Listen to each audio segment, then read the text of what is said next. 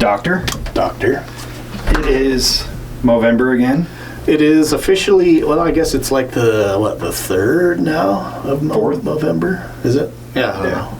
I haven't been places where I need to know the date for a while. I don't know. I worked a couple overtime shifts, so my internal clock is just shattered. Yeah, we just got through with Halloween, which I didn't even end up dressing up for Halloween. Just put on comfy clothes. All my kids went out on their own, and so I was like, fuck it, dude. I'm not dressing up. I'm going to put on some sweats, jacket, sit on the porch. Battle Crocs. Yep, put on the old Battle Crocs.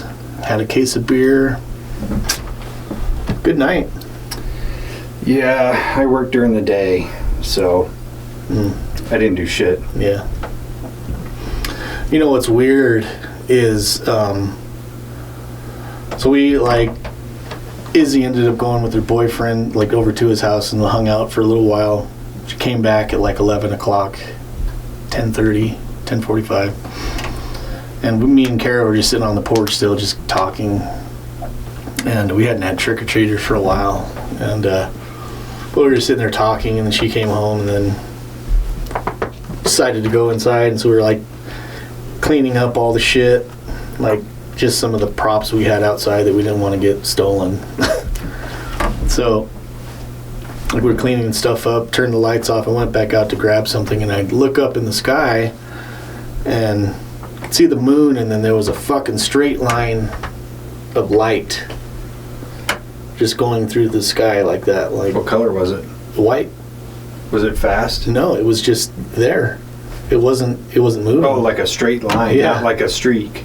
No, it was just a straight line in the sky, looked like a spotlight, but there wasn't a spot. It was coming from over the top of the mountain all the way across. So I walked out into my yard and I was staring up at the sky what the fuck is that? Holy shit.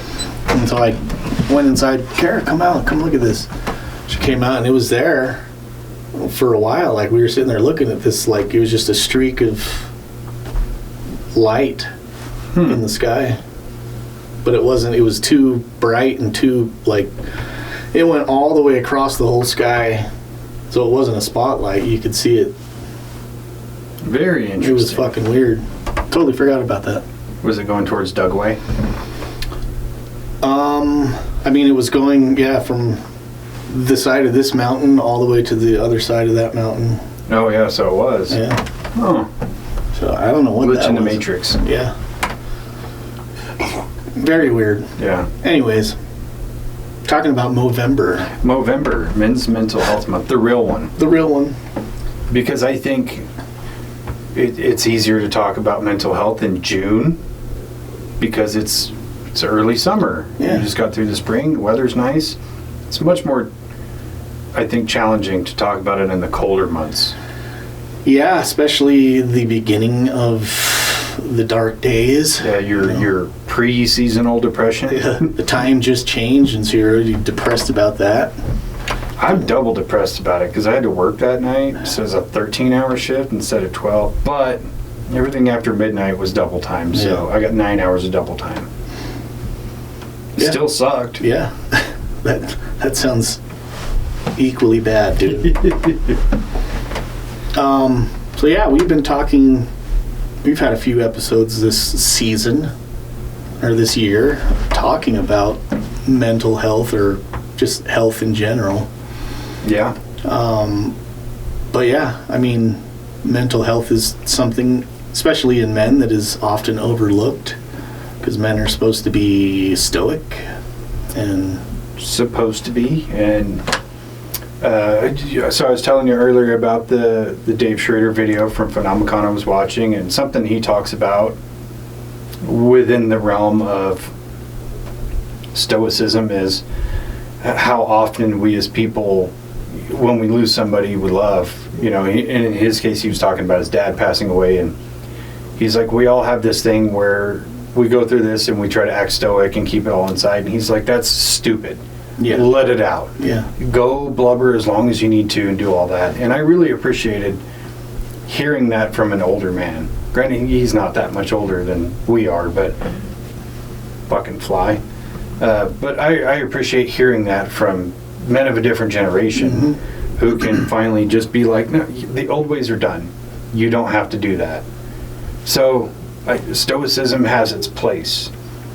And believe me, I got that Marcus Aurelius book, and I delve into that here and there, and it's like I learn a little piece. Instead of trying to read the whole book, I read a little bit, try to apply it to myself and ingrain it into myself, and then I'll go back and read another piece. So Stoicism has its place, it has its purpose. It does not have a purpose in grief. You have to deal with it. Yeah. So that's a big point of interest for mental health. Yeah. Men's especially, because we're always kind of taught, to man up and deal with it and all that. And I know we've talked about that till we're blue in the face, but it seems like you can't say it enough. Yeah. Because even as much as we talk about it, we're still fucking guilty of it. Yeah. Because it's hard to beat a bad habit out of yourself. Yeah. So. Yeah, I still find myself like, it's something with my kids, like they'll be sad or depressed about something, and it's hard not to fall back into that, like, okay, well, yeah, stuff just happens, you gotta just keep on moving. And it's like, no, it's okay to be sad about that. It's okay to be sad about a friend that does something, or you can be depressed about something that's happened. But there is a fine line between trying to tell somebody it's okay to be depressed, but you have to kind of move through it, through the depression as it's happening. Mm-hmm. You can't just sit there and dwell on it, or it'll be stuck on it forever. And there are people that that I've seen that are stuck in something that's happened in their life and don't move past it, and it kind of drives them to be, some of them fall into like alcoholism and don't ever get out of that and just stay in that perpetual state of depression. Yeah. Where it's like, okay, yeah, it is okay to, be sad about something, but you have to work your emotions through that, get over it to a point where you can move past it. Lord knows that was me for a long time. But yeah, with that same thing, at some point you have to make the decision of I'm done wallowing. I need to move forward. Yeah. And then, falling into that kind of pattern of alcoholism it's a choice you have to make to break free from it. And not everybody who abuses alcohol is an alcoholic, but when you're trying to heal from some shit, drinking at the same time is counterproductive. Yeah. It's like trying to run with a sprained ankle. Yeah. You're just going to make it worse. So it really is, it can be difficult because that becomes a source of like dopamine, reliance. But once you can kind of break free from it, you're going to find that your healing changes. Yeah. Because you're no longer like, I got to get through this set of days or whatever, and then I'm going to have a drink and I'll feel better. You won't. Yeah. You'll just be worse. Mm-hmm. So you have to get to the point where you have to choose the healthier thing, whatever it is. But yeah, some people really do just stay stuck in whatever state they're in. They're like living ghosts. Yeah.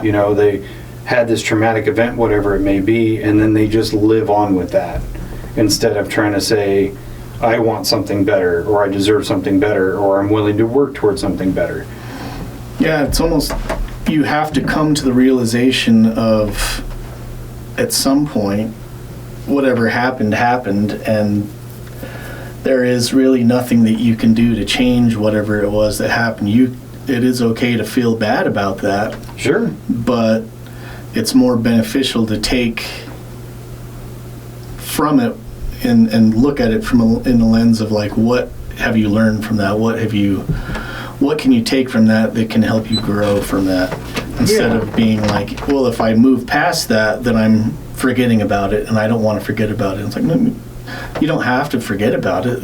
You just have to put that into a light where it can be beneficial to you rather than hold you back from doing other things that you want to do for the rest of your life. 100%. I actually kind of had that realization fairly recently about kind of built up resentment that I have towards certain people. You know, I really thought about like, why do I still have this? Why do I still have to deal with it? And it really is because I was holding on to it. Because in a way, that's kind of the only piece of that person you get to keep, is within that resentment.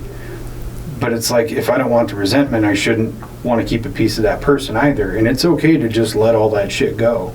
It's hard, but you really have to take a look at yourself and go, do I really want to keep carrying this shit around like a bag of fucking bricks all the time? No, I don't. Yeah. So resentment and, like you were saying, kind of holding on to that trauma is really a way to keep that alive. And it also keeps alive your victim mentality of, I was wronged, I'm the one who's hurt, and blah, blah, blah, pity me. It's like, who are you really helping with that? Yeah. Not yourself, that's for sure. And then people don't want to deal with it. People are there for you and they want to help you, but they don't want to sit and listen to you whine about the same thing over and over and over, especially when it's been a certain amount of time. And it's like, you should be on the healing path and you're not. Yeah. And a lot of people won't call you out on it, but you need to call yourself out on it. Well, also, it's like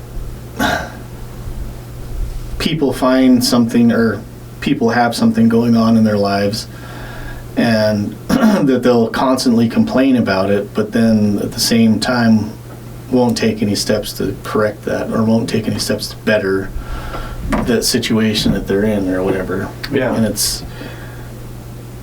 it is sad when you see somebody like that, and you can try to give them advice for a certain amount of time, and at a certain point it's like, yeah, I'm here for you if you need.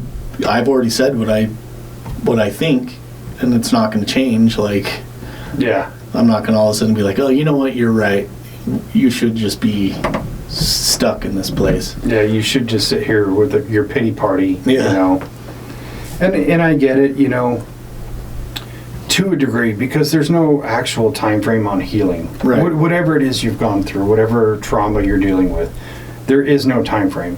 You could be healed in a week, you could be healed in a month, it could be a year, it could be 5 years, who knows? As long as you're actually perpetually trying, it doesn't matter how long it takes. You're going to get to the finish line. You have to go at your own pace. But for the people, you know, like, oh, it's been 10 years since X, Y, and Z happened, and you're still holding on to it, you're making the choice to hold on to it. That's why you're miserable, because of you, not because of this thing that happened. Granted, that's not within every circumstance. Some people face traumas that are lifelong. Yeah. And that's totally okay. But as long as you're not perpetually living the victim mentality of that, you're going to be fine. Yeah. You can look at differences in people who have some traumatic thing happen to them, and they use that as fuel to become like great people or great athletes or great whatever it is. You know, is that the most healthy thing? It looks like it from the outside, of like, oh yeah, well, they use this trauma to fuel their pursuit of being great in whatever it is that they're pursuing. But did they actually move through that trauma, or are they still carrying that with them? That's the big question. Yeah. And that's a thing that I even had to deal with on my own, is like, you know, I'm doing all these things I've wanted to do for a while. Is it because I really want to do them? Or is it because I'm trying to stay distracted so I don't think about things that are bothering me? And for a minute, that was the answer, was that I was trying to stay distracted. But the longer I went and the more I healed, the more I went, no, this is me. This is what I want to do. This is who I am. Yeah. It has nothing to do with distraction. I'm pursuing these things because I enjoy them. Yeah.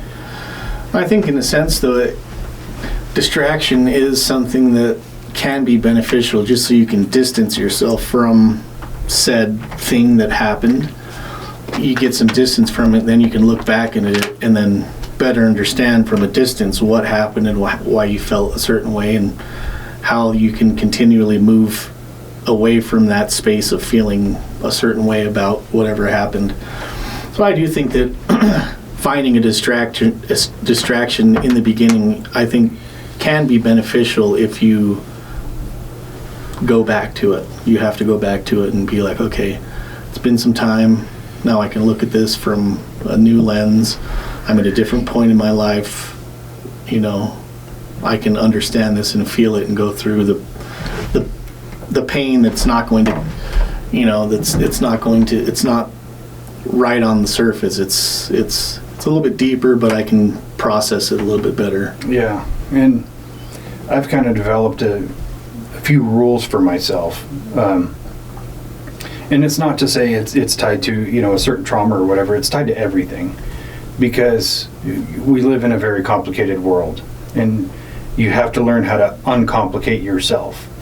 And so one thing I do is, when I find myself dwelling on something or feeling irritated about something or whatever, is I remind myself my power is mine. And the more I give to that, the less I have for myself. So if I think about, let's say, taxes, because taxation is theft. Overtaxation is theft, I'll say. When I think about that and I get really pissed off about it, right? Instead I think about, no, my power is my power. I'm not going to give it to that. I'm not going to give it to this person that said something awful about me or whatever. I'm going to keep that for myself, because I can use my power for something that's important to me. That person who said some awful thing about me that got back to me, that person doesn't actually matter. Therefore, they don't deserve any of my power. Yeah. And it's difficult to do at first, but then as time goes on, you go, I don't give a fuck. Yeah. I got way more cool shit going on than dealing with what that jackass said about me. Yeah. Furthermore, another rule I have is to not take criticism from people you don't respect. Because if I don't like you and you're talking shit about me, I don't give a fuck what you say. Yeah. You don't mean anything to me. I don't think about you in my day-to-day life. You're not important. We don't share the same last name. We're not friends. You don't matter. Therefore, the things you say don't fucking matter to me. Yeah. You're nothing. Yeah, and I even had talks with my kids about stuff as being a parent, and it's like, yeah, I'm going to try to tell you, and this is what I've told them, is like, I'm going to try to tell you the things that I think, because of my experiences in similar situations, might not be correct, but I'm going to tell you things that, you know, I've experienced and how I've dealt with certain things, just to try to help you see a path through this difficult time or whatever. But in the long run, your life is your life and your decisions are your decisions, and you have to make them on your own. Whether I like it or not, it doesn't matter. Like, if you make a decision and I don't like it, it doesn't matter. Yeah. Because your decision is your decision. I understand that. So if you make a decision that I don't like it, that's on me, not on you. So it's like, you make your decisions. You have any questions, you can ask me, and I'll tell you what I think about it, but I'm not saying that this is how it has to be or this is how things are always going to be. No. You can do whatever you want, and your decisions are your decisions. Yeah. So. And I've kind of adopted the same thing of, I can help guide you. I can give you advice. I can tell you my experience and tell you what things look like through my lens. But at the end of the day, you are you. This is your life. It's not mine. Yeah. I've made my decisions. You have to make yours. Yeah. And actively, I have to make my decisions. You actively have to make yours. And I've kind of gotten to a place where I don't really give a shit what other people think anymore. And I used to say people who say that are fucking liars. Like, oh, I don't care what anybody thinks. And my mind has changed on that, where I care about what you think. I care about what my parents think and what my kids think and my closest friends and my closest relatives. I care what they think. Everybody else, I don't give a shit. I don't know you. I don't care. Yeah. I don't care if some troll gets on the internet and says, hey, your podcast sucks. Well, that's cool. Don't listen to it. Yeah. Oh, P.S. Go fuck yourself. I wasn't making it for you. I was making it for me. Yeah, I do it because I enjoy doing it. Yeah. So if you don't like it, you can ball it all up and cram it straight up your ass. I literally don't give a shit. Yeah. So it's understanding, like, yes, I care what these people think. Everybody else doesn't matter, because everybody else's criticism is, if you let it fuel you, it will. If you let people come in and say, oh, your content sucks and you should stop and blah, blah, blah, you're going to go, God, maybe my content does suck. I don't care. I sincerely don't care. Yeah. If you like it, great. If you don't like it, great. It is what it is. Yeah. So I think putting too much stock in other people's thoughts, feelings, and opinions is only feeling your negative side. Yeah. Yeah, I feel that way. I've felt like that for a long time. Like, I don't really necessarily care what people have to say or think about whatever the things that I do. Like, I'm not going to do stuff intentionally just to hurt somebody's feelings, but like at the same time, if I do say something or do something, it's not intentional. I say stupid shit all the time. Yeah. And most of the time it's just like, it's a joke. Take it. It's just a joke. Yeah. And if I meant it, so what? Yeah. If I meant it, it's just my opinion. Yeah. I shouldn't matter to you any more than you don't matter to me. Yeah. So who cares? Yeah. And I've told my kids that too. If somebody says something about you, even hate speech online, if somebody says something that you don't like, that's your problem, not theirs. Like, you have an issue that you have to deal with. Yeah. Not them. Like, who cares what the fuck somebody says? Yeah, and that, you know, it's kind of like Trump derangement syndrome. How everybody who has it, like, no matter what Trump says, he's in the wrong and he's a villain. Like, he could say, literally, I found the cure for cancer and I'm going to put it out for free. People be like, oh my God, he's not going to tax it, so we don't get tax breaks, blah, blah, blah. You know, it's kind of like that, where it's, you have to deal with your own reaction to things. And I find for myself, most of the time, if I hear negative feedback or something like that, that's where the stoicism comes into play. Don't say a fucking word at first, because whatever you say is only a reaction. Mm-hmm. Take a moment, really think about why something bothers you. Really process it, and then go, oh, in actuality, I don't even care. Yeah. Most of the time, that's going to be your answer. And then other times, you can be really introspective and go, okay, this bothers me because somebody I care about said that to me one time and it just triggered me. Yeah. That's really most of what it is. Yeah, I've found that the best rebuttal for something like that is to honestly say, hey, that hurt my feelings, I don't like that. Which is totally fair. Which is like truthful, and it's at the same time, like, if you say that to somebody, most of the time they're going to feel bad. Most of the time. As long as they have empathy. Yeah. Oh shit, I'm sorry, man. I didn't mean to hurt your feelings. Well, you did. Yeah, you did. It's like, I don't give a fuck. Now you got to buy me lunch. Yeah. That's the only way this is ever going to smooth over. Beto's is just down the street. Yeah, I'll take a grilled chicken burrito, please. Yeah, it is an interesting thing. One thing I think about with men's mental health is kind of the victimhood. And I've heard this a lot online and from a few people I know. And it's not to say they're wrong, but I think it gets put through the wrong lens, where a lot of men feel very unappreciated, right? I'm sure you felt it, I felt it, a lot of people do. But I've really kind of like chewed that down and tried to understand, why don't we feel appreciated? But I think the real problem is the expectation is too high, right? Where I think there's a lot of men who kind of want to be able to walk into the door of their house after work and everybody praise them, oh, thanks for your sacrifices, daddy. Like, that's not going to happen. Yeah. Grow up. Sometimes your appreciation really is like, hey, I actually have a house to come home to. Yeah. I have a wife, or I have children who love me. I have great things in my life.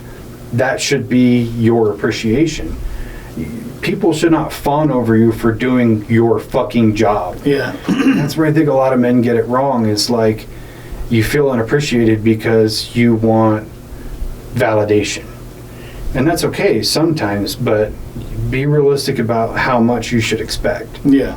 Like, on your birthday or on Father's Day, sure, you know, you get your little card and you get your tie and whatever it is. Like, there's Beeger. You might get a Beeger. I mean, if you're one of those people who has a partner, yeah, potentially.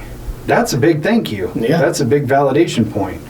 So it's like, if you are receiving those things, that's your validation. Stop crying for more. Yeah, I think that's kind of where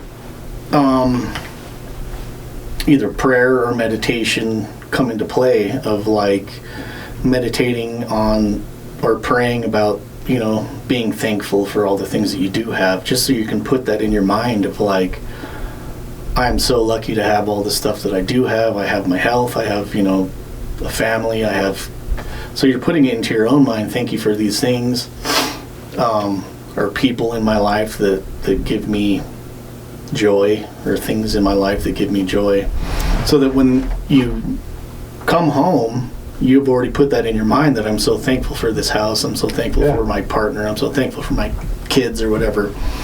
You can appreciate them for being there, instead of like going home and then being like, well, where's my dinner, bitch?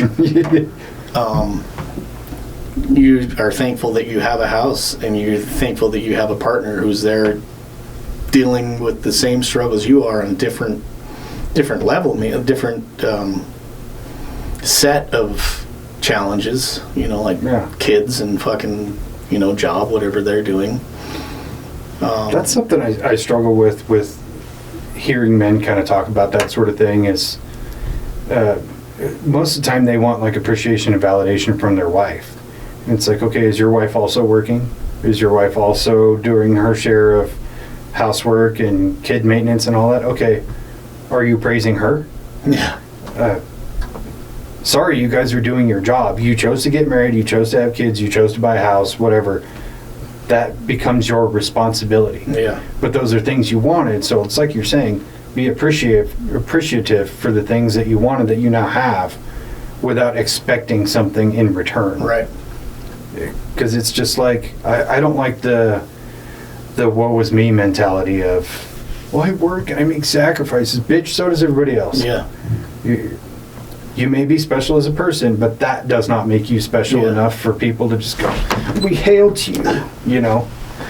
Yeah, you have to really like take it into consideration that every single person in your life, like you get accustomed to like your wife and your kids at your house being a part of your life, you know, and so you can view them as being an extension of yourself, but like you have to cut that out and then put them into their own individual lives that are happening alongside yours. And so like you come home and stuff that you might think should be done, like dinner should be cooked or whatever, the house should be clean because the kids have to do their chores, and you come home and nothing is done and you're like, what the fuck is going on here?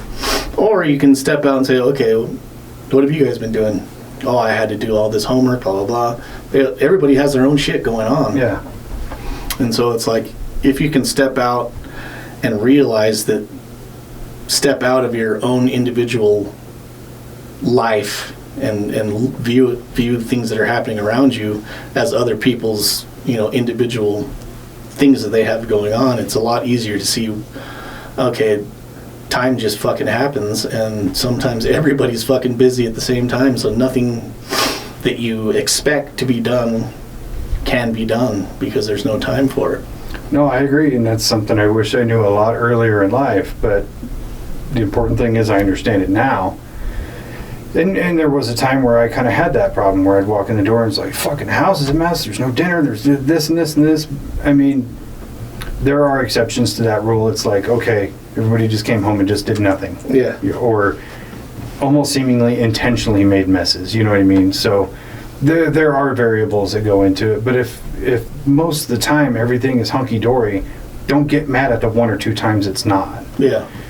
But then the flip side is just like, case in point, yesterday I was off, but my sleep schedule is so fucked up where it's like, I got up and I took my daughter to school, I came home and I was hanging out with my oldest, we're watching a show, and then I fell asleep for like 3 hours.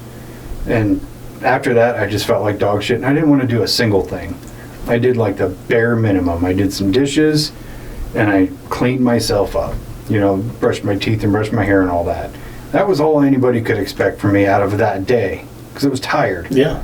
But people on the outside don't look at that from that perspective of like, oh, you went through this, you had this work schedule, your sleep schedule's fucked up, X, Y, Z, okay, cool.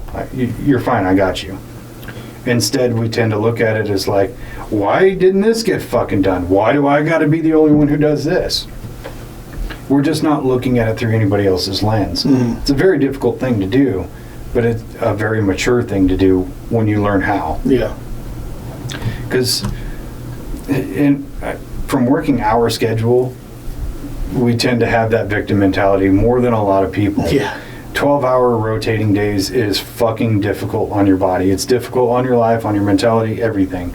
So you look at other people who work 5/8s and you're like, you got it on fucking easy street. Like, no, they don't. It's just different. Yeah. Just because you don't experience it doesn't mean it doesn't happen. Yeah, and so I just live in the mindset I don't really expect anything to happen. I expect my kids to do what they're supposed to do, like their homework and do their chores. But I tell them all the time, like, just come home, do your homework, do your chores. That shouldn't take more than like 2 hours, realistically. And then you're free to do whatever you want. Like, you have the rest of the night to go hang out with friends, go do whatever you want. Just check in, say where you're going to be. Yeah. I want you to have your freedom, but at the same time, everybody has their responsibilities in the house. Like, you're doing dishes this night, you know that you're supposed to be doing it. Just come home, get it done, and then you can do whatever. Sit and watch TV all night. I don't care. Yeah. Like, as long as you do the things that you have to do, and then you free up time for the things that you want to do. Like, easy. Yeah. So those are the small things that I expect to be for them to do. Now, if I get home and shit isn't done, I understand why, because most of the time shit happens all the time with, sure, kids and life, different shit going on. But like, I don't get pissed off about it, Yeah, again, I think it's kind of the ratio of it. It's if 7 out of 10 days, it's like that, like you come home and things are done correctly, like the bare minimum is met, you got nothing to really complain about it. When it's 1 out of 10, you have a fair gripe. Yeah. You know what I mean? But yeah, it's, I really think that, and I know this is about men's mental health, but sometimes it needs a little tough love where men need to buckle down and be thankful. Yeah. Not everybody has what you have. And there are other people who look at other men's lives and go, I wish I had that person's life. Yeah. Whether it's one side or the other, you could be like a total family man and then see like a single guy with no kids and be like, I wish I had that. But that single guy with no kids may want your life. Right. So it's just appreciate what you have whenever you have it. Because it may be gone one day. You have no idea. Yeah.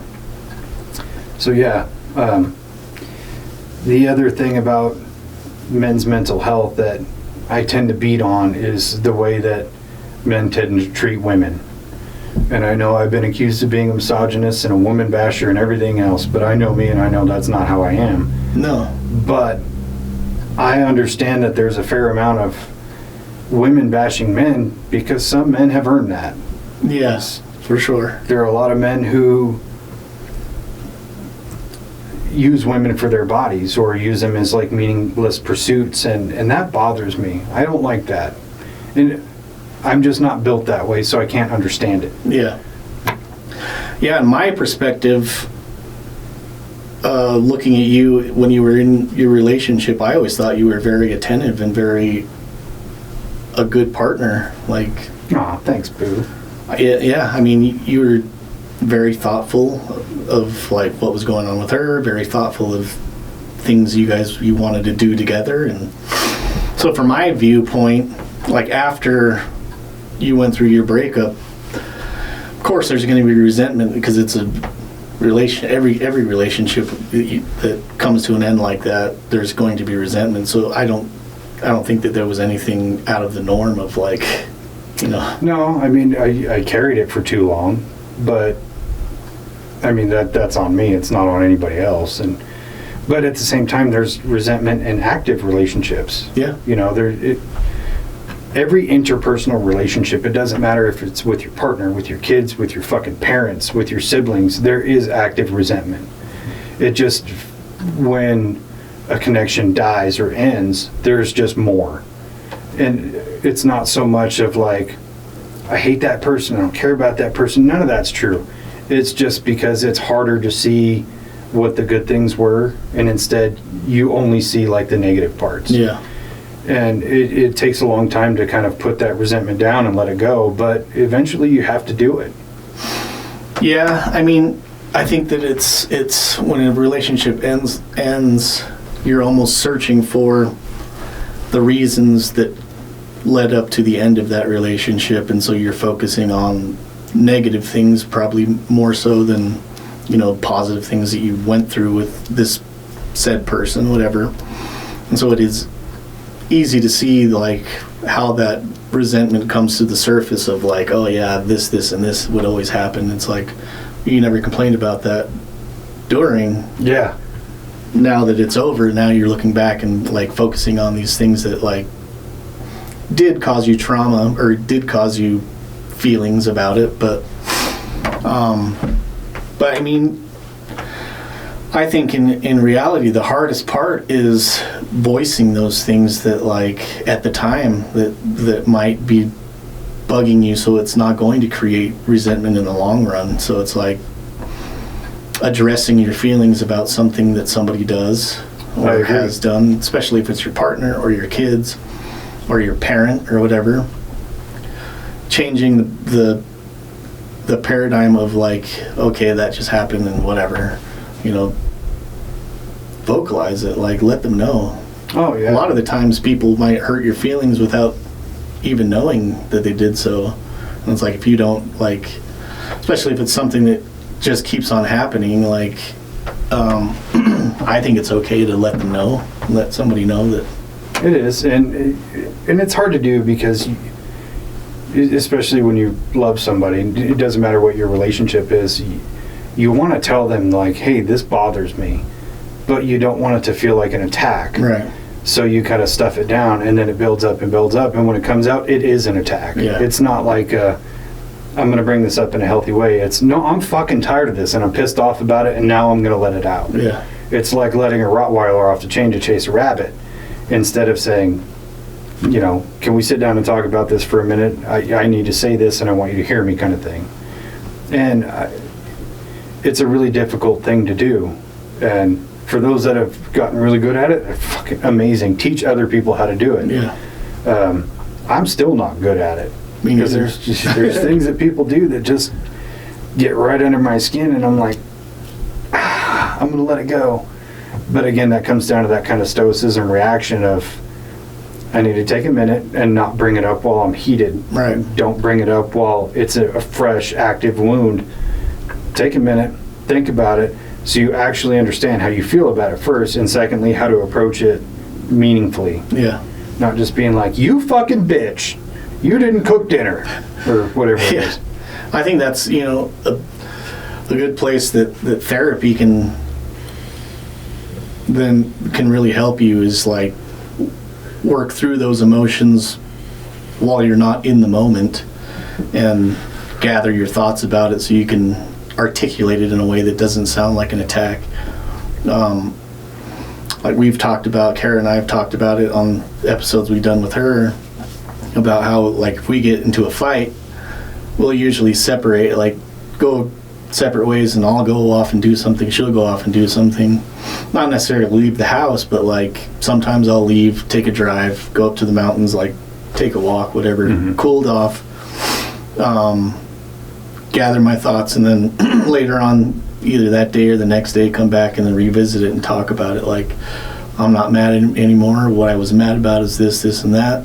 You know, I understand why it happened, and I'm sorry that I let it get to me so much, and, you know, go from there. But we kind of have a thing where we know that if we get into a fight, we should probably just stop talking to each other for a little while, because we'll just start saying the most heinous shit that we can think of just to hurt each other's feelings. And that's not what we're trying to do here. We're trying to work out a difference, and we can't do that while we're just throwing insults at each other. Oh yeah, because that's like one spot I really lack maturity into is if you prod at me while I'm angry, I will say the most hurtful shit I could think of. Like, I don't care if you go home and slit your fucking wrist, that's how bad I'll talk. But that's not who I am as a person. So it's like I have to do that. I have to step back and go, I love this person, I care about this person. I'm not trying to like make them go commit suicide by saying all the awful shit I can think of and make up. Instead, I want to actually meaningfully take care of that. I don't do that with everybody because I don't want to fix a connection with everybody. Right. There's certain people I just don't care to be around at all, ever. And then there's certain people that it's like, I kind of wish I could fix that connection, but you can't always do that. Yeah. It's not always feasible. Right. But sometimes time just takes care of it for you. I think about like my ex-wife, you know, for a long time, we fucking despised each other. Now we're pretty good friends. Yeah. It only took like 13 years, but you get there eventually. Yeah.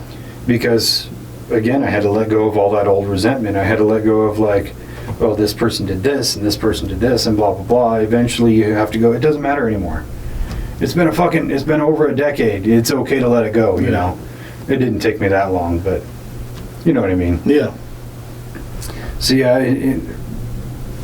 men are especially good at just stuffing it down until that bottle is boiling over. Yeah. Women are a little bit better at a reaction of, this makes me mad and I'm mad now. I'm going to just go ahead and hit my fucking stinger on it, you know. And I hate to say this, but women are way better at saying heinous shit than men are. And women are, this is going to sound like bashing, but women are really good at marginalizing men's feelings. Yeah, I think so, because it is out there in the zeitgeist that, you know, that men don't have feelings, or men shouldn't have feelings. So it's an easy thing to attack, of like, if you are showing feelings, then you're a fucking bitch. Yeah. Why don't you be a man? That's kind of trying to.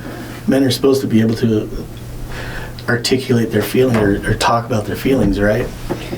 It's kind of been a weird thing in my time of being single and, you know, being by myself, is I get a very unique perspective of the outside world and how women and men interact, right? Especially on social media, because social media has just like fucked up the whole paradigm of interpersonal connections between male and female. And I see it a lot where some women are perpetuating, man, share your feelings, it's okay. And you'll see like one of these videos and you go into the comments, every dude, it's a trap, don't do it. Every single one of them. But then women have this thing nowadays that I absolutely despise, and only women get it. It's called the ick. Where if a man is vulnerable and shares his opinions, it gives women the ick. I don't know the comedian's name, but he tells this joke about some female connection of his said something about the ick, and he's like, what's that? She's like, when somebody does something that you find gross and you would never have sex with them after you've seen it. He's like, I've never heard such an unrelatable thing in my entire life. So that kind of shows me the ick is much more of a female thing. Yeah. And then he goes on to talk about like, okay, what's something somebody did that gave you the ick? And she's like, well, this guy took me on a date and we went to the park and he sat down crisscross applesauce and it gave me the ick. And I was like, holy shit, this is what a lot of women do. They'll latch onto something so ridiculous and call it the ick. And it's like, is it the ick, or are you just being picky? I always thought the ick was something that somebody did that made them seem creepy. I think that's what it was originally intended for, but it's kind of mutated into this like, he tied his shoes right over left instead of left over right. That gives me the ick, you know. Excuse for not liking somebody for something that they've done. Yeah, or like a certain behavior, or the way they dress or whatever. And I get it if you get the ick, like if somebody has really poor hygiene or they just dress like shit all the time kind of thing. That's more fair. But like the crisscross applesauce thing, how do you expect somebody to sit on the fucking grass? Yeah. You want them to just like sprawl out? I don't get it.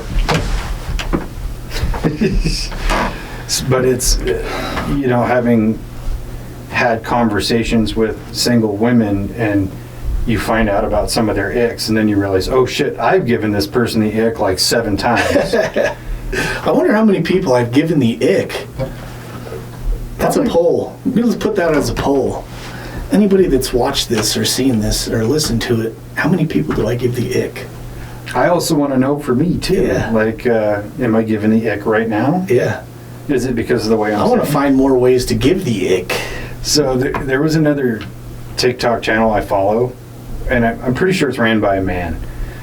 But they'll do these videos, they'll find videos of women saying that something gave them the ick, and then they go in and add it to their notes in their iPhone.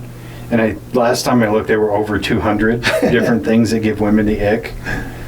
And there's a little bit of that I give credence to, because women have many, many more options than men, right? And so they have not only access to more variety of people, but they have more people coming in for them, right? So that they see all these patterns and things like that they can go, this gives me the ick. Or they can correlate it to another person that did that thing that they didn't like. Yeah. And so they go, that gives me the ick. But for men, it's completely the opposite. If you sit crisscross applesauce in a park, it's not going to give me the ick. I think a woman would have to try really hard to give me the ick. Like if she showed up to a date wearing Velcro shoes, okay, that's a nasty one. I don't know. Kara has some Velcro shoes, but they're Vans, and they just have 3 Velcro straps.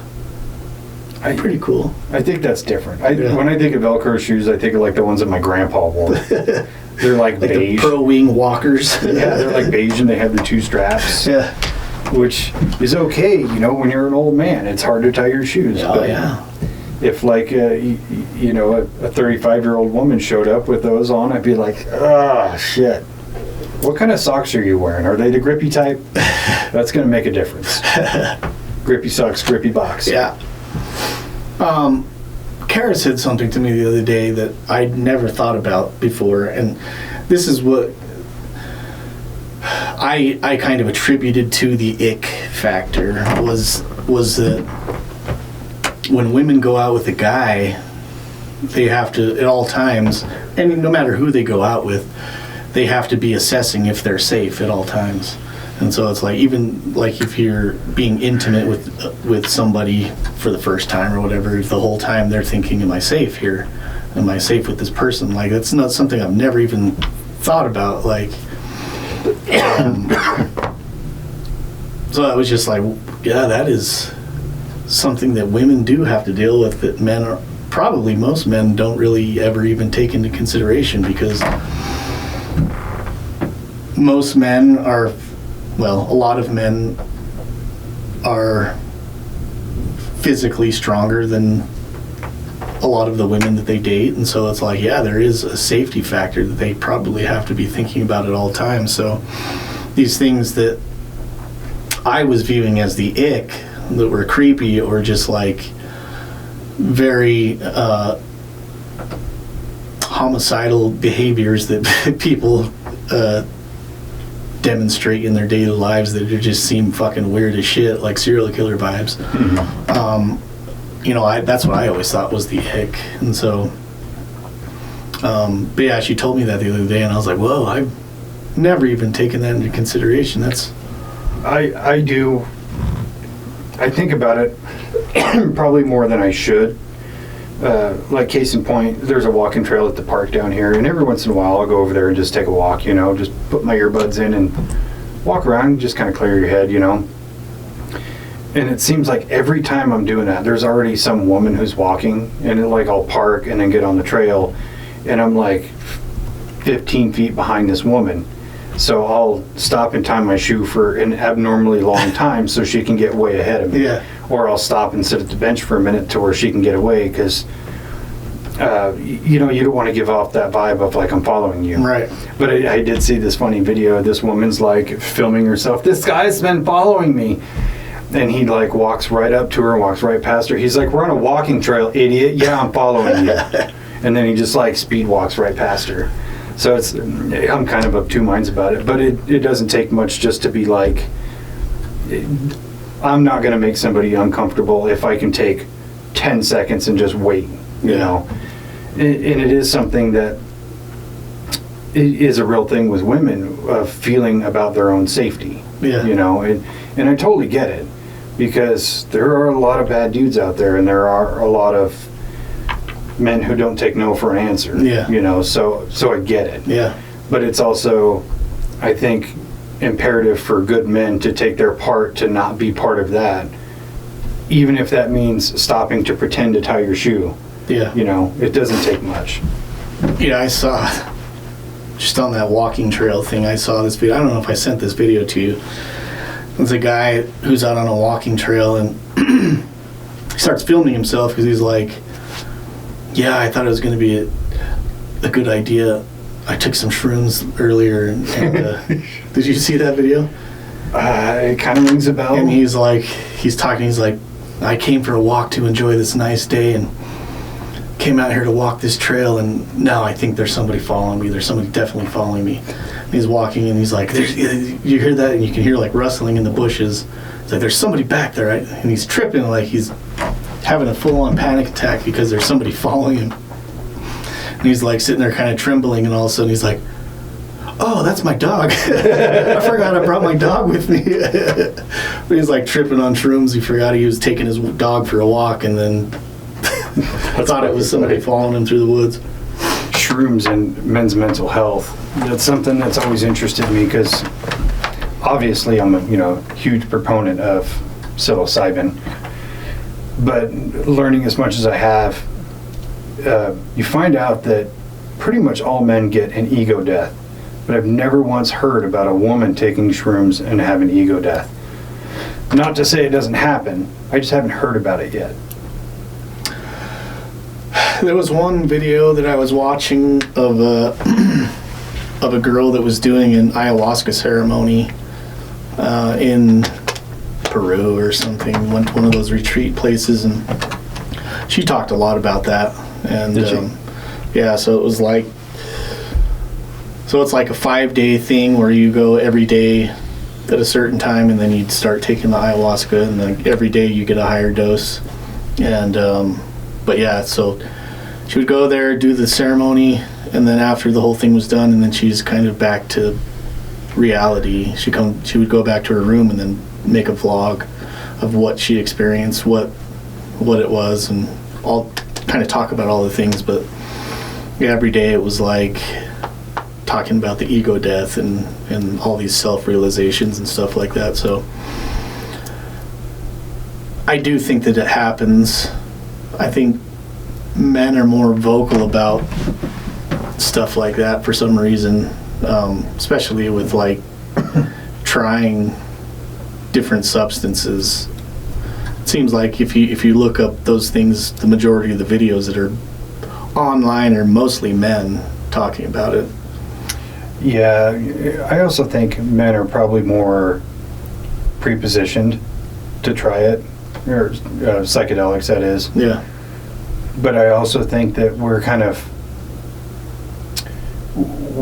proponents of ego as it is, where we're already built up to, you don't talk about your feelings, you don't deal with this, you don't cry, you don't do blah blah blah. So you already have like this big wall that's built out of bricks of ego that aren't even yours. Yeah. They're your father's and your father's father and all these different generations of men before you who have passed down this bullshit advice, Well, not my dad, he's cool about it, but you know what I mean. It's generational horse shit that needs to break. So we already have that. And then, kind of going back to the whole woe is me, I make sacrifices kind of thing. We put those bricks on top of that wall of, I'm a good man because I do X and Y and Z and all that. And so it's like when psychedelics come in and they just break that wall down, it's a lot of fucking bricks. Yeah. And anybody who's ever had like a real good ego death knows exactly what I'm talking about, where it's like all of your illusions about yourself are just shattered. All these things that you tend to believe, they're just not there. And that's, you know, the whole thing about psychedelics is really to delve deep into your own mind, your own soul. And the first thing you have to do is stop with false beliefs, because you can't take those with you.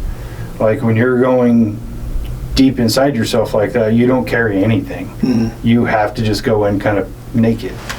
And so it is an interesting thing for men to experience, is that big fucking ego break of like, for example, is working out. You know, I remember I've had a few ego deaths where it's like, beating myself up for not, you know, exercising more or not eating better or things like that. Granted, it hasn't totally taken effect. I'm still working on it. But I think things like that need to happen, because you're going to be your own worst critic. I don't know how it is for women, but for men, I don't think anybody beats us up as much as we beat ourselves up. So having that ego death where it's just kicking the shit out of you, and when you get clean of that experience, you're going to go, okay, here's an opportunity for me to do better. Yeah. Yeah, it's easier to see the changes that you might need to make without a big wall in front of you, like of things that, excuses of why you shouldn't or can't do certain things. Yeah.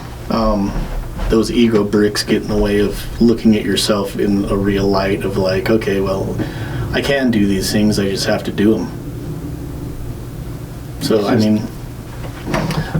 there's this thing that some guys at work, and Andrew Gordon actually sent me a video. It's called The Hard 75.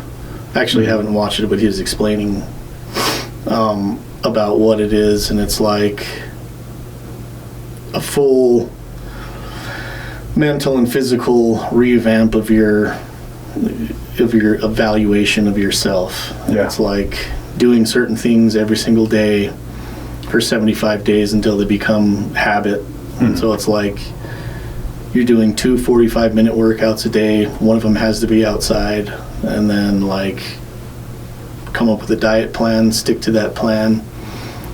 You're doing this slowly over time, and then like every day you're reading, you pick a book that's like a inspirational book or whatever for you, and you read at least 10 pages a day of this book, so that over the 75 days you'll complete that book and maybe more. But it's more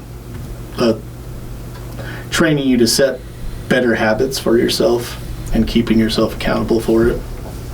Really interesting way to look at bettering yourself as a person as a whole, in a pretty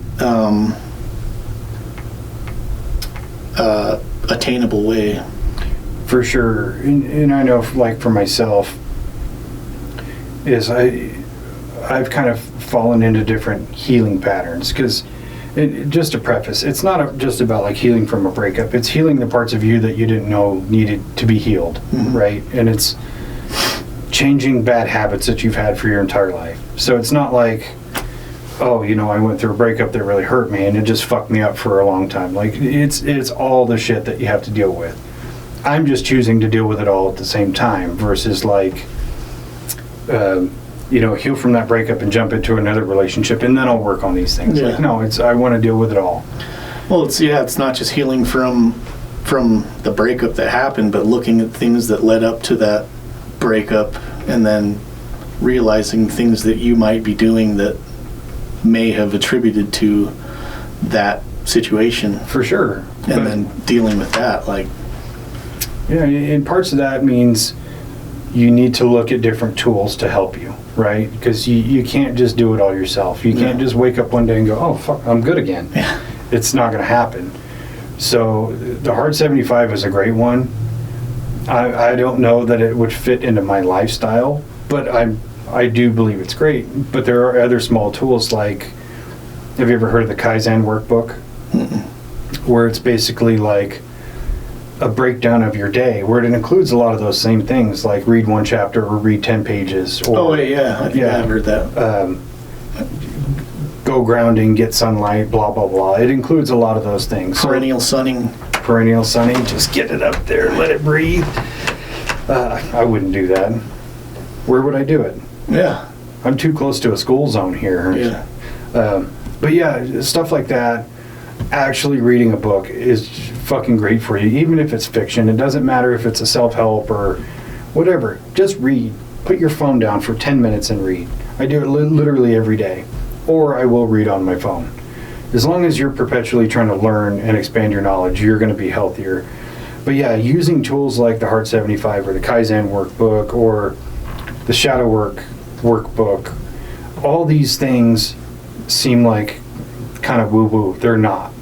And I think the more men actually start indulging these things instead of being like, that's not going to help. Because how many men do you know that think therapy is bullshit?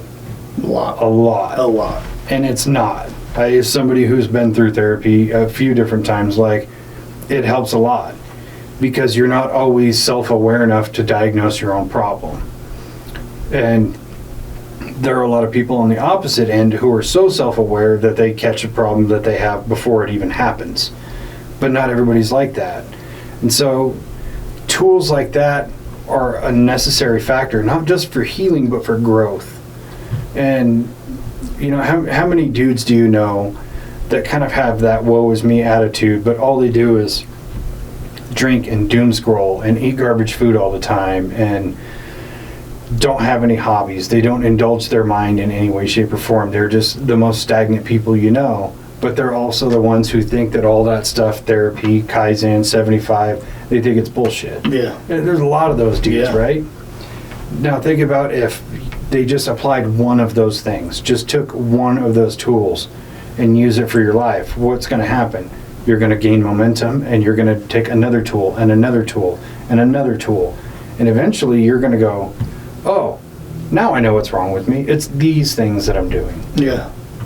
But I have this whole tool bag to try to help fix it. So Exactly. apply all these tools and fucking get into the mechanic shop and do some fucking work. Yeah, that's all you gotta do. I mean, I remember like the first time I really took a major trip, I took like 3.5 grams. And I remember describing it as like something unplugged my mind and plugged in my spirit. But while my mind was unplugged, there's little gremlins in there fixing shit, putting things back where they're supposed to be. So it is the same thing. It's just you're doing it consciously. Yeah.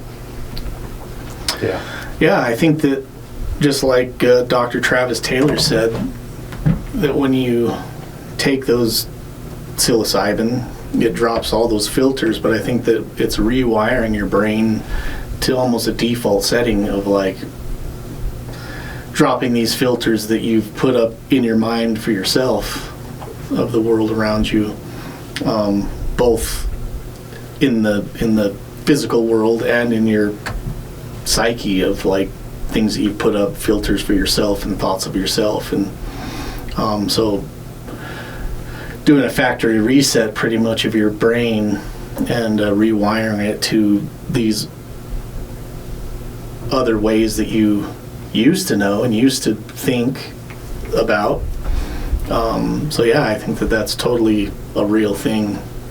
It for sure is, and I like that word psyche, where I kind of feel like, you know, going through a breakup that hurt a lot, and then understanding I have all these different things that I need to work on, it kind of breaks your psyche. But that's where I feel like I have the edge on a lot of people, because it's like I became very self-aware of all these things that I needed to work on that I was not happy with about myself. And a lot of people don't see that because they think, oh, I'm just a good person and I do this and this and this. And it's like, yeah, but if you do the same thing for too long, you become too stagnant. Versus when you feel kind of like shattered in a way, you get to put yourself back together however you want. Yeah. Like, oh, I can get rid of this. I don't need that anymore. Instead, I'm going to put this thing here. Or this doesn't work anymore. I need to fix it and then put it back. You know, I think it's a huge benefit to kind of go through big major changes in your life every so often, because you'll get stuck in your ways and you'll think this works because it's worked for so long. Yeah. But eventually it doesn't work anymore. It's like your refrigerator is going to break down. Just because it stays cool now, in 10 years it may not. Yeah. I mean, unless you got a fridge built in the 60s, then it's probably still running It's like a still champ. running avocado green, fucking cooling everything. Cost you $100 a month to run it, though.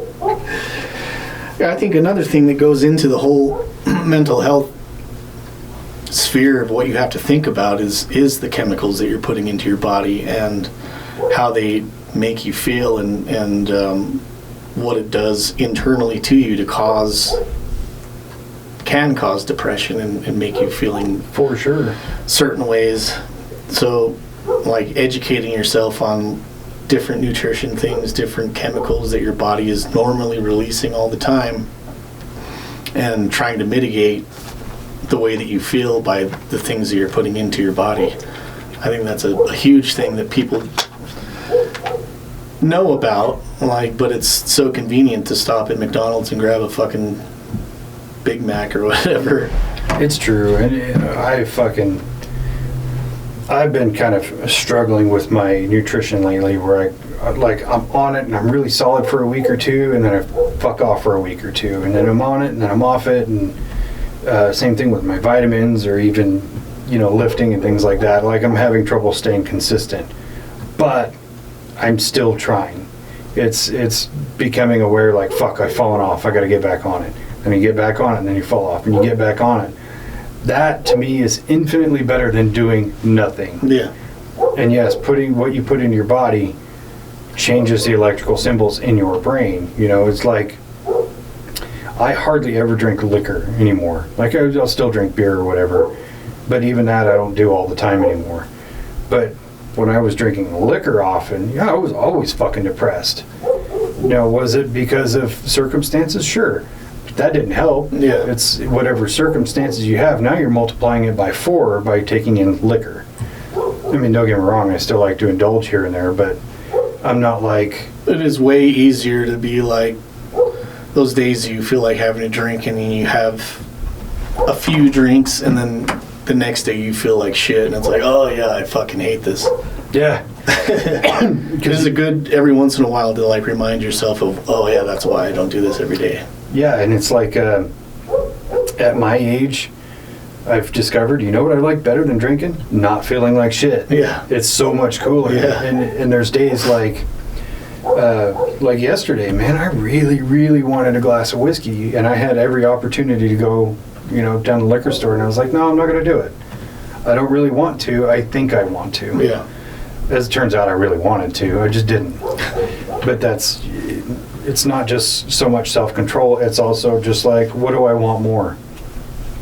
Granted, I still barely slept and got up early and, I'm doing this, and then later on I'm going to do chores and shit, but it's still like, I'm still better off having not done it. Yeah. Now, with that said, I might do it tomorrow, who knows? But not doing it every day helps. Yeah. And you realize like how much of drinking is habitual and how much of it is actual desire, for a social occasion. Absolutely, go for it. If you're just coming home after a normal day and having a few beers, you don't need to do that. Yeah. In fact, that's actually really bad for you. Or if you had a bad day and you come home and you're like, I'm going to have a few glasses of whiskey, that's even worse. Now, when you go out with your friends and we go over to your house and we have a glass of whiskey and hang out and have a good time, that's great. I enjoy that. Yeah. But just like sitting down and drinking for no reason, I'm kind of out of it. Yeah. Yeah, I kind of conserve those days where I feel like I want to have a drink, I just want to have a glass of whiskey, whatever, just relax, sit and relax. I'll do that on like a long stretch of work. If I pick up a couple of days of overtime and then like come home, sit in the bath. We talked about a whiskey bath on the last one, and just like decompress, sit in some bath salts and drink a glass of whiskey and fucking sit there for like an hour in the bath. Mm-hmm. I'll do that still occasionally because it's just like, okay, I'm gonna put in like 90 hours this week. I'm gonna go to sleep after this and sleep for like fucking 18 hours. Usually it's like 7. Mm-hmm. But that's a long time for me to sleep. On usual days I get like maybe 6. But I think that's a more healthy way to look at it. It's like, okay, yeah, I'm going to save that for the time that I actually am going to enjoy it, rather than just doing it every day. And then it's like I come accustomed to it, and so it's just a ritual of what I do every day, which has happened in the past. And it's just constantly feeling like shit, like unmotivated, lethargic, don't want to do anything really, in a bad mood if I'm not drinking or whatever. Yeah. Totally has an effect on your physical, the way that you feel, and the way that you feel mentally. Like days that, like in the past, where I just drink every day, like I'll be pissed off until I have a drink, and then all of a sudden I'm like happy and oh, everything's good again. I've got a beer here. Yeah. Well, and I really kind of fell victim to boredom more than anything, and I still think that's like my number one trigger, because it's most of the time I think about drinking, I go, oh, that sounds awful, I don't even want to do it. But when I'm bored, I'm like, you know what sounds good? A beer. And then, but that's also like one of the worst times to do it, because if you're already bored, you'll just keep drinking. Yeah. And it's like, I remember talking to my therapist about it, and yeah, you know, there was a period of time where I was like kind of numbing pain with alcohol, but then I remember talking to her about it, and she's like, you know, I don't really think you're an alcoholic. I really don't. I think you have a boredom problem.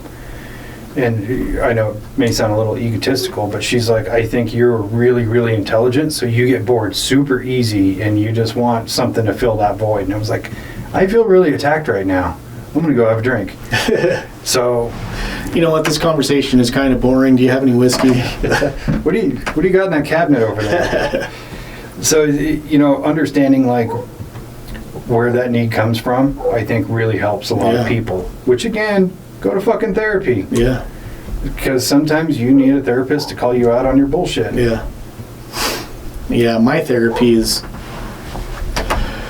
so I go to the gym and then I listen to, like, you know, people are listening to music and shit like that. Most of the time when I go to the gym, I'm listening to, like, podcasts talking about, like, either space shit or, like, health shit. Mm-hmm. So I'm listening to doctors talk about how your heart functions and, you know, what causes spikes in glucose or spikes in cortisol and or, like, intergalactic fucking traveling comets or whatever. Mm-hmm. So I'm like, so I'll be listening to it. Like the past week and a half, I've been listening to pretty much a Bible study, but on the Book of Enoch. And so I'm just like entranced, like focusing on what I'm doing, like at the gym, but at the same time, I'm just listening to references to the Bible and stuff that I'm interested in. Yeah. At the same time, while I'm like being bored at the gym. So I'm like, I don't know, try to kill two birds.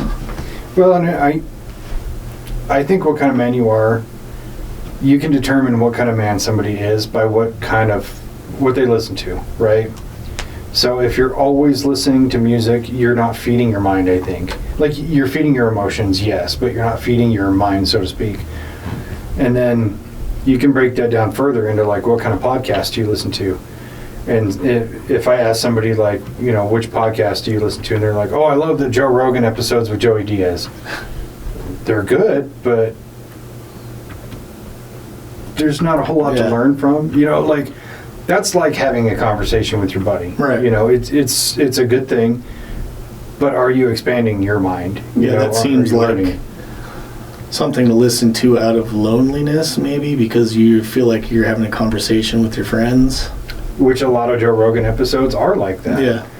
But I prefer the ones where he talks to somebody who is an expert in a subject that I'm interested in. Right. You know, and it's not to say that one makes you better than the other. I'm not saying that at all. What I'm saying is you have to feed every portion of yourself. It's not just your body's nutrition. It's what are you putting into your mind. Mm-hmm. It's not just, you know, consuming alcohol. It's also the other paradigm is what are you doing to enrich your life, you know. So it really is just like finding a balance in it for yourself. And even, you know, since you had me turned on to binaural beats, you know, I try to spend like 10 or 15 minutes at night with just that in my ears and, you know, my blindfold on and just lay there. which is such a great practice. You know, and I think that's something everybody should do, man or woman, it doesn't matter. Or even just spending 10 minutes alone with no devices on, no TV, no phone, no nothing. Just sit there with your thoughts. You'd be surprised how many people cannot do that. Yeah. And it's kind of scary when you think about it. I mean, we're so addicted to our phones, right? You're standing in line somewhere. You're only going to be in line maybe 2 minutes. What do? You pull that phone out. You're waiting for an elevator. You pull your phone out. So it really is a good thing to just disconnect, just for 10 minutes. Yeah. No TV, no phone, no book, no nothing. Just sit there with yourself. Yeah, even with the binaural beats, like, as corny as it sounds to do, like, you kind of feel like, what the fuck am I doing? When you first start, like, listening to it, and then, like, you start getting into it, and you do get this almost ethereal feeling of, like... Oh, it's amazing. Yeah, and it's like your endorphins are going crazy, and your brain is actually firing. It's really weird. It's such an incredible feeling, though. It's like, you know, when you take that sip of whiskey and you feel it kind of like permeate, and you start to get those endorphins and you start to feel a little bit light and everything. It's just like that. Yeah. Only I've been kind of using it as like a meditative tool to help with the remote viewing thing, because I've been working on that, you know. But even when I'm not trying to do that, or it's just not happening, you're still sitting there with these frequencies going through your ears and into your mind. And it's really cool when you have in-ear earbuds too, and you're getting different sounds that are affecting different parts of your brain. Yeah. And it's such a really cool experience. Yeah. And it really does help to really, if you're, you know, dealing with something, because there's a lot of different beats that have different intentions. So you'll have some for different moods. Yeah, you know, you'll have one for healing, and one for deep sleep, or one for entranced thought and things like that. And so if you kind of tailor that too, it's just even better. Yeah. It's like crossfading while you're drinking whiskey and smoking a joint, dude. Yeah, I always thought that, like, you've seen those, like, crystal bowls and stuff that they do the... Oh, yeah, Yeah, it's the same thing. Like, I always thought that was really woo-woo, but now it's like, maybe they are fucking really doing something with that shit. You know, the more topics we delve into, and this does pertain to men's mental health, because I think people should expand their knowledge base on things they don't understand. Right. So the more things that we've talked about, especially this year with telepathy and remote viewing and astral projection, or any one of those aspects, like, the more we look into that, the more I say these other things that I thought were bullshit are not bullshit. Tarot, for example. Like, yes, your TikTok tarot readers, they're horseshit. But I've learned a little bit about tarot, and we still need to do that episode. But the more I've looked into it, the more I go, there is something there. I just don't understand it. Mm-hmm. Or even like Reiki, you know, the crystal thing and all that. There's something there. I just don't understand it. But the key factor is my mind is open enough to go, I'm ready to receive that information. Yeah. But I think a lot of men tend to be closed off. That's horseshit. That's fucking stupid. Why would you ever believe that? Yeah. But these are the same people that go to church every Sunday. Yeah, I think that my contributing factor to that is that men are very tactile. Like,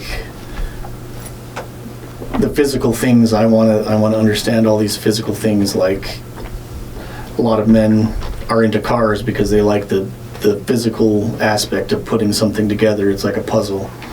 Whereas, like, stuff like that is more of a metaphysical concept, and so it's not in this physical realm that you can observe and affect immediately. And so it's easier to say that it's bullshit than to be open to trying to understand it from something, especially something like that, where it seems like for the most part you'll never fully understand, but like trying to grasp the concept is the goal of all these things. Are just like, you understand that something is going on, but I'm not necessarily supposed to understand it fully, but working towards achieving a better understanding of these things. I think for me, that's rewarding in itself. Like, I agree, and like you said, we may never understand fully. We may never get the full picture of it. But I think I've told you about Pat McNamara. oh yeah, Yeah. So he has a principle that I grasped onto really tight, and it was called eternal finish lines, where no matter how fast you run or how far you run, you're never going to finish. But that's the goal, because you're always going to be pursuing.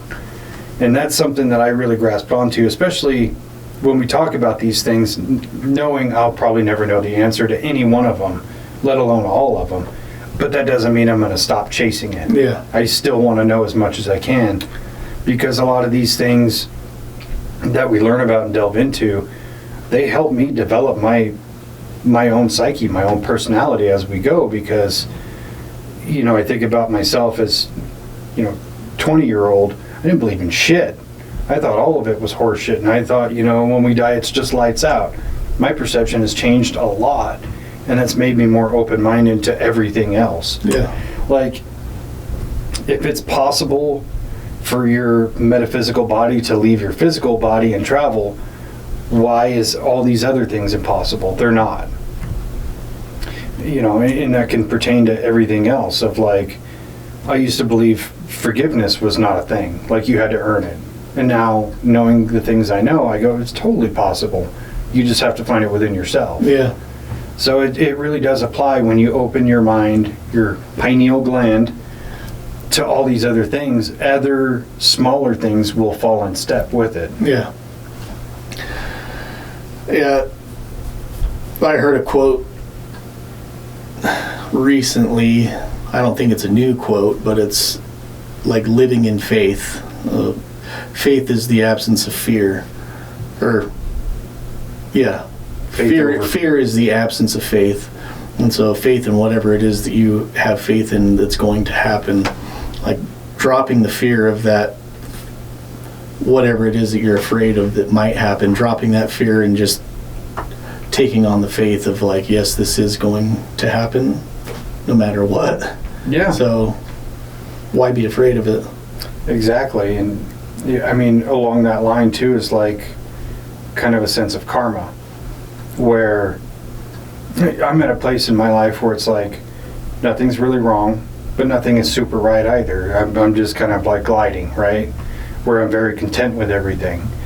And then there's a part of you that goes, I would like to have a partner at some point, or I would like to have this channel take off at some point and be able to make enough money I don't have to work anymore. I could just do this or whatever. And there's always that part of you that has fear of like, that's never going to happen. That's never going to happen. That'll never happen. Instead of understanding, that just have faith in it instead of fear. And the other part is karma of like, I've done enough good in this world that I earn something good to happen to me. And I have faith in good karma, but I also have faith in bad karma. So it's like you kind of have to stay on the straight and narrow and just keep doing what you're doing if you believe what you're doing is good. Yeah. And if what you're doing is bad, you're going to figure it out. Yeah, you just got to keep on putting in the reps. That's what I view this as. Like,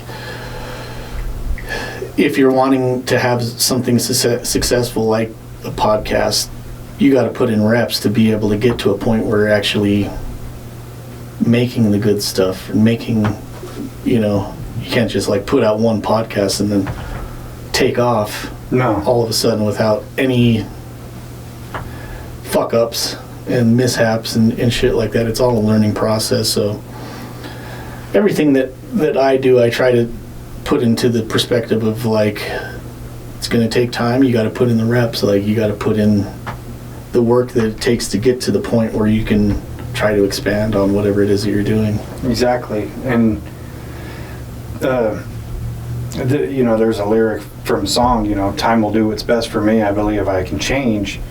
And I do believe that, but time itself can't do it. You also have to help. Yeah. You have to put in your share of the workload. But I mean, even within the lens of like the podcast thing, I think about the first year's episodes are not even half as good as the second year's episodes. That's just my take. Yeah. But you're new, you're finding your footing and things like that. That's the way it's supposed to be. even listening to AJ from the Y-Files talk about it, and he's like, I look at those older episodes and I really want to delete them, but I can't because that's part of the history, that's the trajectory. Mm-hmm. You see where we came from versus where we're at now. And if you look at where we're at now and think about where we're going, that's even more impressive. So that's the same way I see it, is like, it will take time, but it's also going to take effort. Yeah. And that's where I think a lot of men drop the ball, is not putting in effort. Because it is easy to come home from work and smash a few beers and doom scroll for hours. Granted, I doom scroll all the time, but I still do my work. But it's like you're not putting in any effort into anything else besides these bare minimum things just to keep alive. You're surviving, you're not living. Mm-hmm. And that's where I think it's time for a lot of men to be a little bit more self-aware and go, okay, I have to change these habits. 100%. And it has to be your idea to do it, because if it's somebody else that's trying to make you do it, you're not going to want to do it. Like, no. You can't have inception on the idea. Yeah. You can be inspired by somebody else, but you can't, like, if it's your wife saying, you need to work out, or you need to lose weight or whatever, you're not going to want to do it, and you're going to feel resentment. But if you look in the mirror and go, I'm unhappy with myself, I'm going to start working out, then you're going to do it. Yeah. You're not going to have any fun doing it, but you're going to feel better about doing it. I think at this point I'm kind of addicted to the endorphins that I get after, and it's like such a dopamine kick to get done with the workout and then be on a high for like 2 or 3 hours and then crash out and want to go take a nap. But that feels great, like to... And it's a well-deserved nap. Yeah. Because like days like when we're off and stuff, I'll go to the gym for like 3 hours and just fucking do all the things that I want to do at the gym. And then, okay, now what am I going to make for dinner because I'm fucking starving? Yeah. Gonna go to the store, grab some chicken breasts, fucking go cook them. They're gonna be delicious. So. Yeah, I keep telling myself I need to dedicate more time to working out, but man, I've got a couple of video games I'm just like stuck on, and I'm not even a video game guy, and I'm just like, this is so much fun. But it kind of reminds me of being a teenager and like playing Halo, yeah. You know, especially with your buddies. And it's just so much like that it's a feel-good endorphin. Now, the people who only play video games, like, that's kind of a problem. You're not getting enough time outside. You're not spending time with anybody who's meaningful in your life. You're just on the screen, you know. Well, you play with your boys too, don't you? Yeah. I think that's kind of a bonding thing also. So it's also spending time with... Yeah, I actually think I play more of a Scott than anybody else, to be honest. But that's kind of the same thing, you know. It is a bonding thing. Yeah. As long as you're not doing it 10 hours a day, you're going to be okay. Yeah. But yeah, it's also kind of a peaceful thing, even though I'm fucking yelling at the screen. You fucking piece of shit! Oh my God! But it's still, you know, you walk away from it going, that was a fun time. Yeah. But anything worth doing is worth dealing with the tribulations of, even if that means somebody's cheating or the game is fucked up or whatever. It's just like, yeah, that was annoying, but that was just part of it. Yeah, how did they do that? Maybe I can do that. Fucking hackers. Yeah, it's inspiring you to learn a new skill. It is. It inspires you to try harder. Yeah, be a hacker, dude. Just be a hacker. Just type in those codes, get your account banned for life. That's fine. No, I'm trying to get maxed out, so I'm not cheating at all. I'm grinding, as they call it.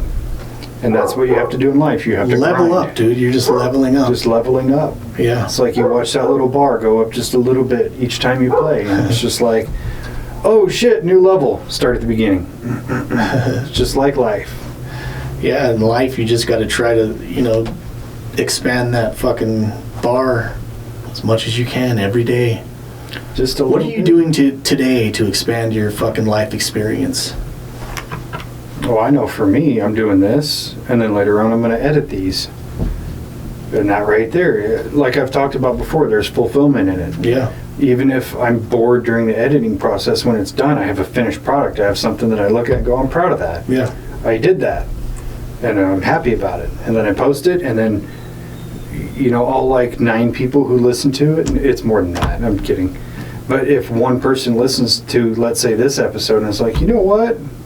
I am going to change. I'm going to do better. Or I'm going to get this Kaizen workbook. Or I'm going to do the hard 75. Like, that's worth it. Yeah. One person is all it takes. Yeah.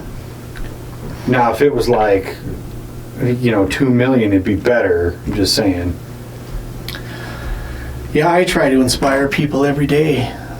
Like at work, I'll got a harp on Stitch on every episode, so like see him pull out that fucking hot Cheetos, I'm like, wow, dude.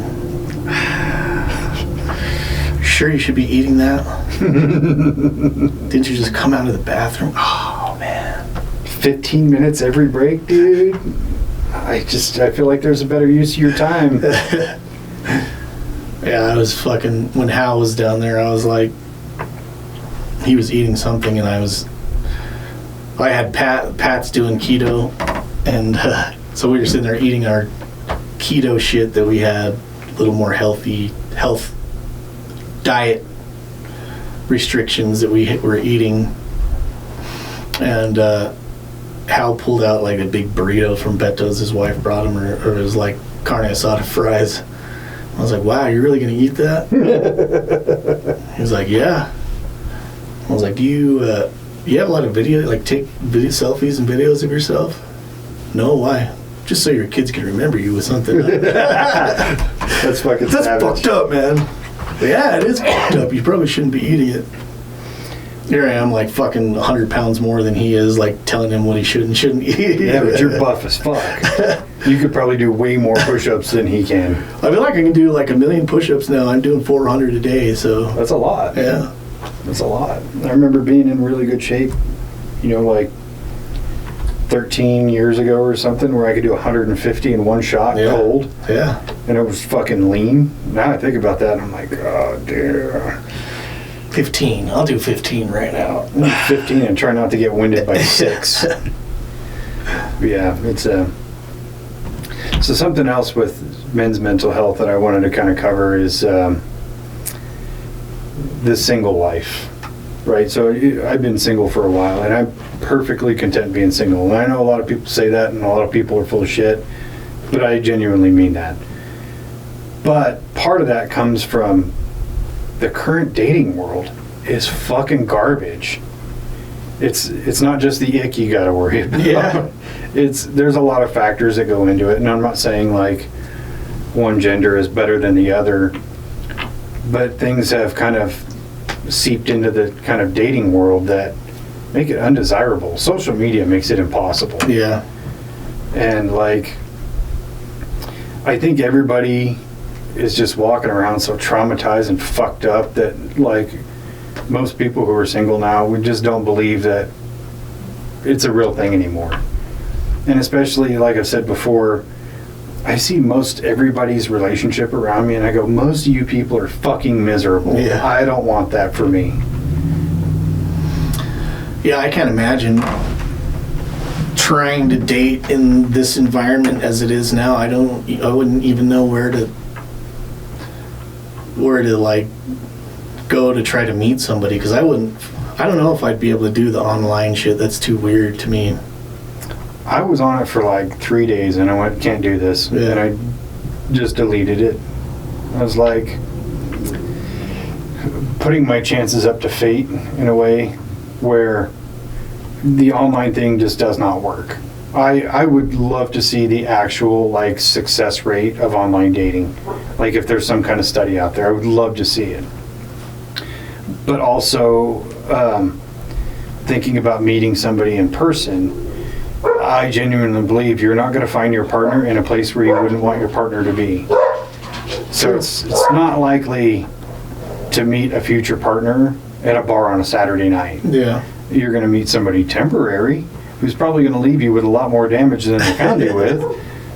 But it's like, if I was with somebody, I wouldn't want them to be at the bar on every Saturday night. Like, sure, occasionally, whatever, but likelihood of that happening is pretty fucking slim. Yeah. And then, so you kind of leave it up to like a meet cute in person, you know, that movie type situation. It's like, that's unlikely. And part of that, you know, it kind of leads up to just being content being by yourself. But then the other part is just like, again, having that faith over fear and that karma of going, eventually it probably will happen. Yeah. If it doesn't, that's cool too. Yeah. I don't even know how you would meet somebody and just like fucking randomly. I guess like, I don't know. I don't talk to people when I'm out and about. Really. Maybe that's something that should work. I mean, I'm not trying to meet anybody, but like, hello. Hello. I find I people too hard. Yeah. Like that one time talking to that dude at the register, and then he just went too far with it. Where it's just, this conversation was only supposed to last the amount of time for you to scan my shit. You just keep talking, and I don't like that. Okay. Well, see you later. Okay, well. Big gulps, huh? See you later. Yeah, I don't know where. I don't know.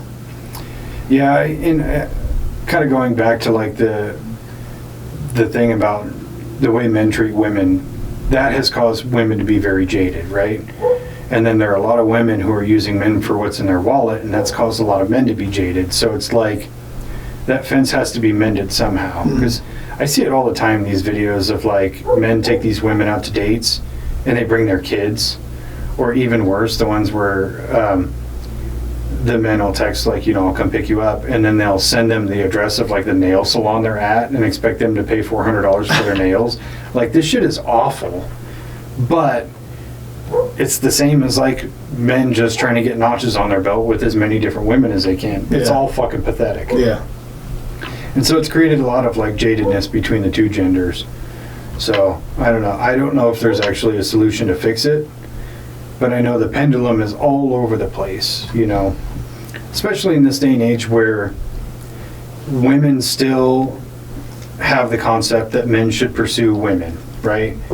And now men tend to be more in their soft era where they're like, you know, I'm a treasure, I'm worth being pursued, so I'm going to let women pursue me.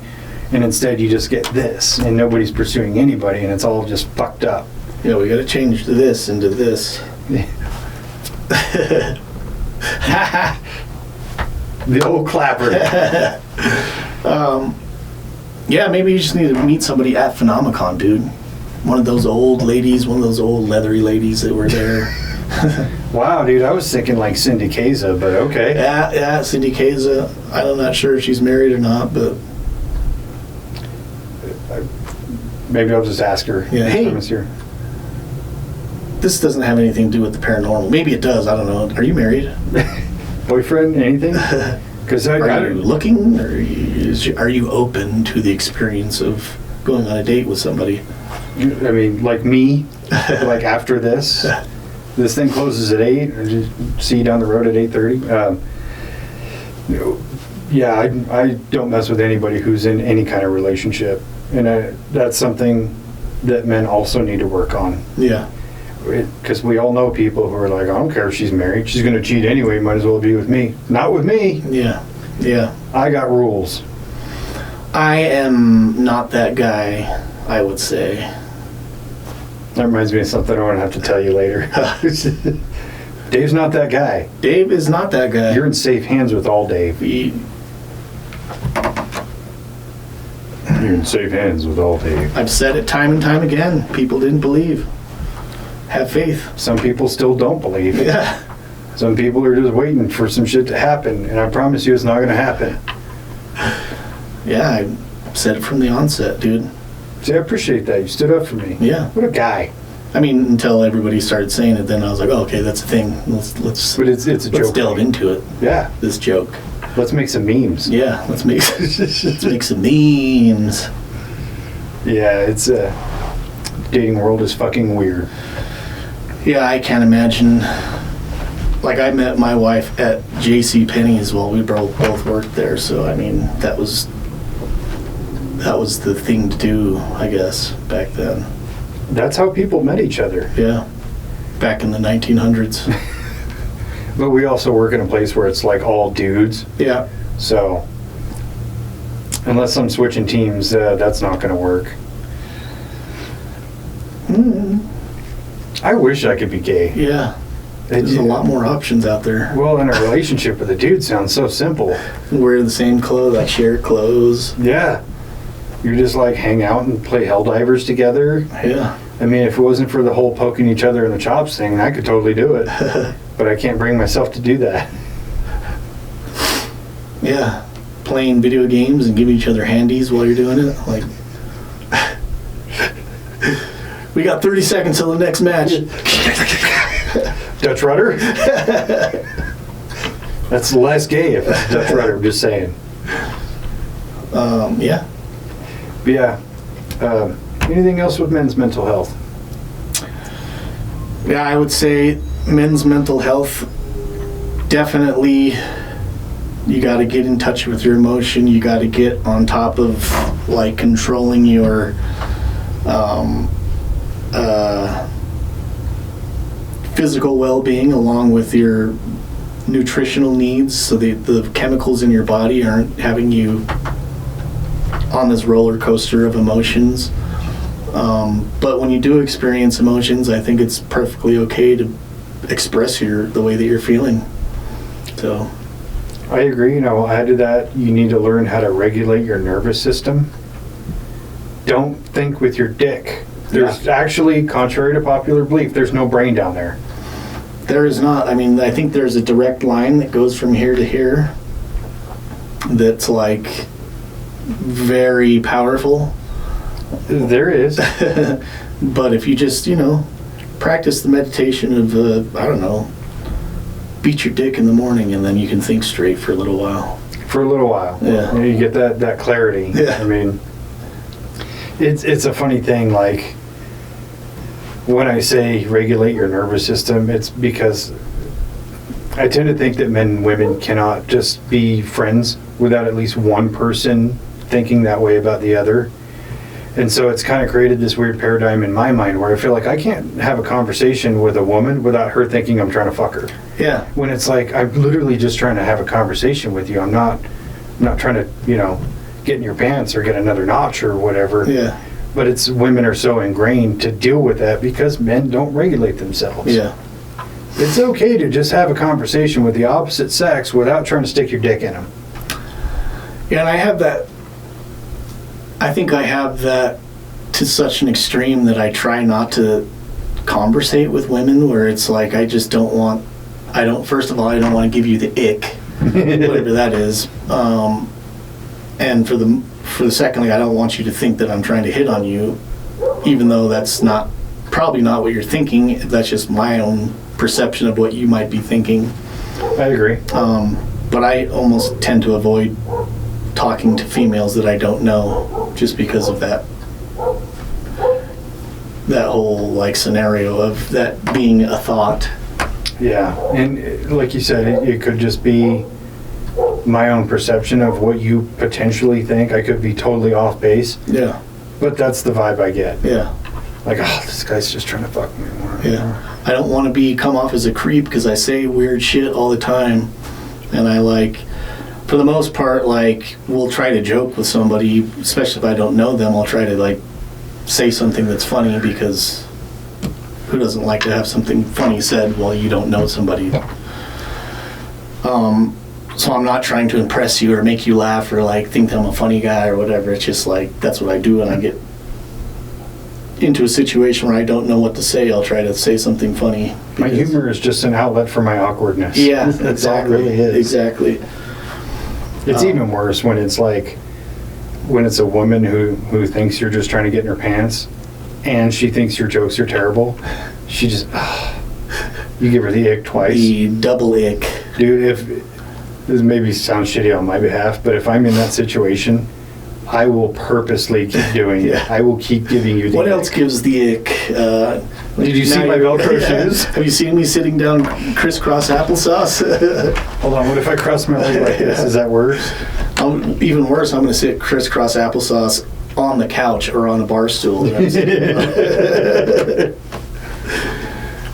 was I think I was giving kids the ick on Halloween because I kept on saying weird shit to them just to be a creepy person. That's funny. More so in the Halloween spirit of like, happy Halloween, be careful out there, there's a lot of weirdos. That's funny. Yeah. To me, like Kara was laughing, and then I would say something like that and be like, that's probably pretty creepy to a kid. Like, they walk up, you're like, do you guys smell any dead bodies? No? We're good. How many candies you want? Yeah. Take a whole handful, be careful. Something in that bowl. There's a lot of weird people out here. There's a monster in the bowl. There's not. I don't have my dick in the bowl. It's one of those bowls that has a hand in there, I swear to God. Look, look. Trying to be creepy in the Halloween sense, not like I'm going to kidnap kids later on tonight type of way. Why would you want to kidnap kids? I don't know. Fucking kids are annoying. Yeah. Yeah. Do you have Roblox on your phone? Fuck! You can make it like 2 streets away. Get the fuck out of my car. We'll have to open up the van and undo all the chains and shit. You got like 3 kids that are like, hey, what kind of candy are we gonna get? Is it Reese's? I don't like Reese's. I like I have a peanut allergy. I picked up the worst fucking one. When are we gonna get there? Holy fuck. You guys are costing me a fortune in these zip ties. God damn. So yeah, I think we solved another Movember episode. Yeah. I hope somebody took something away from it. Whether it was like the negative woe is me stuff or finding something positive. I hope just like one person listens to it and goes, I can do better. Even if it's like you listen to it and be like, man, these guys are fucking retarded. I don't want to be retarded like them. Cool. A win is a win. Good job. A win is a win. Yeah. So yeah, solved it. Solved it. Doctor. Doctor. We'll pull it there. Okay, love you. Bye. Bye.